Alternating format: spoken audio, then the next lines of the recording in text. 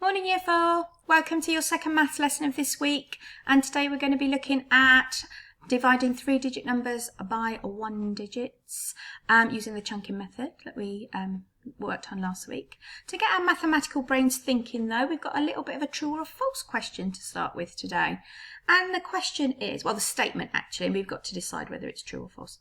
Each calculation will have a remainder. So you can see that there are 3 calculations there, 16 divided by 5, 26 divided by 5, and 30 divided by 5. Think about what you know about multiples of 5, numbers in the 5 times table, and how is that going to help you decide whether this statement is true or false. Pause now, have a little think, have a little chat to your family members, and come back to find out if you were right or not. Well, how did you get on? It says each calculation will have a remainder. I know that that's going to be false because I know that numbers in the 5 times table or multiples of 5 always have a 0 or a 5 in the ones place. And I can see that one of those calculations, 30 divided by 5, has a 0 or a 5 in the ones place.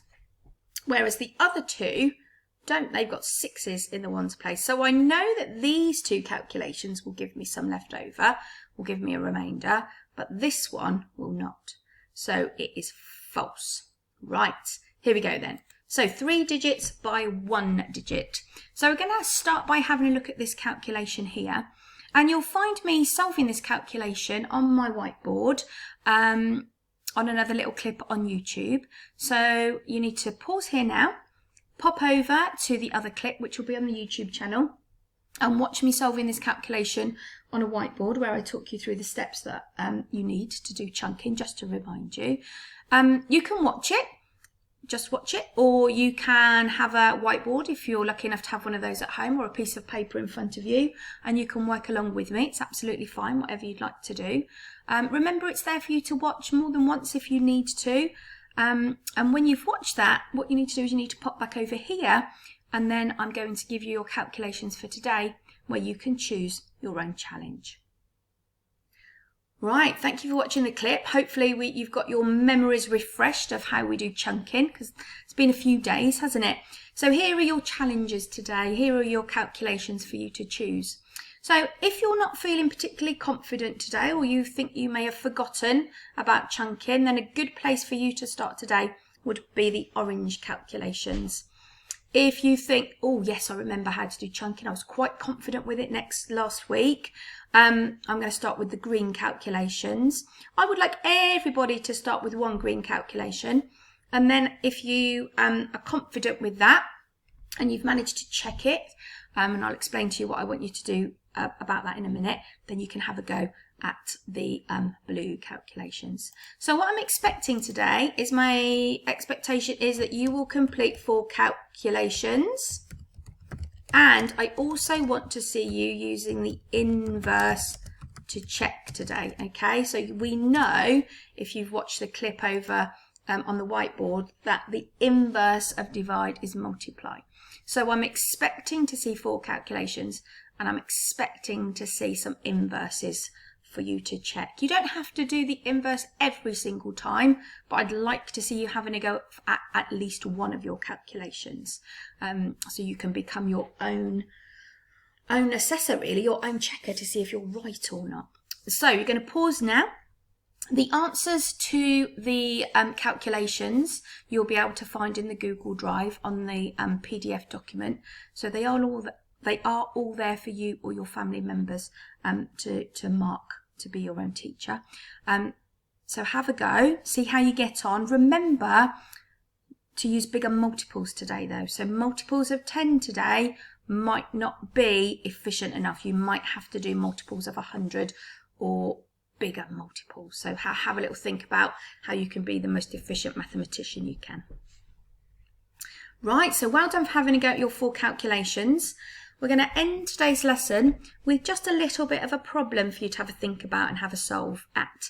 So Eva has got a piece of ribbon. She's got a spool of ribbon, and it measures 839 centimetres long, and we can see that here. I think that's going to be quite an important fact. We're going to need that. And the question's asking us today, how much ribbon would be left over? And I'm going to highlight the words left over because these words tell me that there's going to be a remainder today. So there are going to be some bits remainder. There are going to be some bits left after I've done my chunking. So we've got 3 different parts to this question and then a little bit at the end. So it says, how much ribbon would be left over if she cuts it into 4 equal pieces? So I know that my first calculation here is going to be 839 divided by 4. And actually it's not 839, it's 839 centimetres. So remember those units of measure. So can you, now you've got this as a starting point, go on and complete the parts to the calculation here. Remember, we want to know how much is left, what the remainder is going to be. And then at the bottom, you have got just a little bit to think about. It says, can Eva cut the ribbon into equal pieces with no ribbon left over? Have a little think and have a little go at explaining your answer. You will find all the answers to all the questions on the PDF document in the Google Drive once you've finished today. So pause here now and have a go at that calculation, and then come back and we're just going to have a look at one thing to get us ready for tomorrow. So, another true or false question. To divide 639 by 3, you need to use the chunking method. Is that true or is that false? Have a look at the numbers there and see what you can come up with. So have a little pause now, have a little chat or have a little think and write something down, and then come back and I'll talk you through what I think. So how did you get on? I spotted something when I was looking at this. I could see that we are thinking about multiples of 3, numbers in the 3 times table here. And when I look at this 3-digit number, I can see that I know that there's a 6 in the 3 times table. I know that there's a 3 in the 3 times table.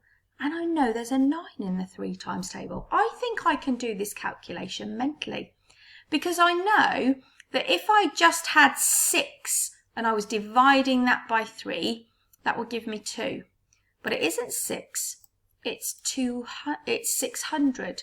So that would give me 200. So 600 divided by 3 would give me 200. And then I can see I've got a 3 here in the tens place, which means 30. And if I divide 30 by 3, I know I get 10.